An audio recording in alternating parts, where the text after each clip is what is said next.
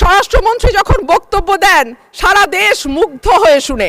মাননীয় স্পিকার, আমি একজন আইনের শিক্ষার্থী, আমিও ওনার ডিবেট মুগ্ধ হয়ে শুনি। পুরো বাজেটের সবটাই যদি স্বরাষ্ট্রমন্ত্রীকে দেয়া হয় বা এই মন্ত্রণালয়ে বরাদ্দ দেওয়া হয়, মাননীয় সদস্য প্রস্তাবটা করেন, টাইম ইজ রানিং আপ। তারপরেও কতটুকু উন্নয়ন হবে এই মন্ত্রণালয়ের আমরা জানি না।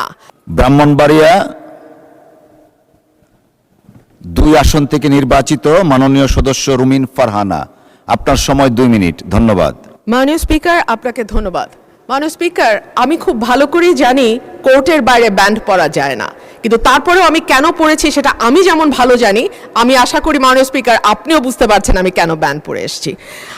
মাননীয় স্পিকার, স্বরাষ্ট্র মন্ত্রণালয়ের কাছে আমাদের এবারের বরাদ্দ তারা চেয়েছে 31,098 কোটি 88,15,000 টাকা।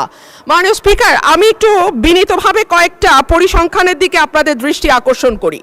মার্চ এবং এপ্রিল মাসে সারা দেশে হত্যাকাণ্ড রেকর্ড করা হয় 605টি। অন্যান্য অপরাধ একই সময় 294টি ছিনতাই, 90টি ডাকাতি, 196টি অপহরণ, 2,214টি চুরির ঘটনা, 129টি পুলিশের আক্রান্ত হবার ঘটনা ঘটেছে। নারী ও শিশু নির্যাতন 2 মাসে 3,496টি নথিভুক্ত করা হয়েছে। এ গ্রেড ক্লিংকারের কনফিডেন্স সিমেন্ট, বাংলাদেশের হৃদয় জুড়ে। এবং সারা দেশে প্রতিদিনে গড়ে 10টির বেশি খুনের ঘটনা ঘটছে, খবর দিচ্ছে ডেইলি স্টার এবং বণিক বার্তা। এই যখন আমাদের সিকিউরিটির অবস্থা, এই যখন আমাদের আইন শৃঙ্খলার অবস্থা, তখন আমরা এই মন্ত্রণালয়ের জন্য দাবি তুলছি 31,098 কোটি। মাননীয় স্পিকার, পাশের থেকে আমার একজন সহকর্মী বলছেন এটা আরো বেশি হওয়া উচিত। সম্ভবত মাননীয় স্পিকার, পুরো বাজেটের সবটাই যদি স্বরাষ্ট্রমন্ত্রীকে দেয়া হয় বা এই মন্ত্রণালয়ে বরাদ্দ দেওয়া হয়, মাননীয় সদস্য প্রস্তাবটা করেন, টাইম ইজ রানিং আপ। তারপরেও কতটুকু উন্নয়ন হবে এই মন্ত্রণালয়ের আমরা জানি না।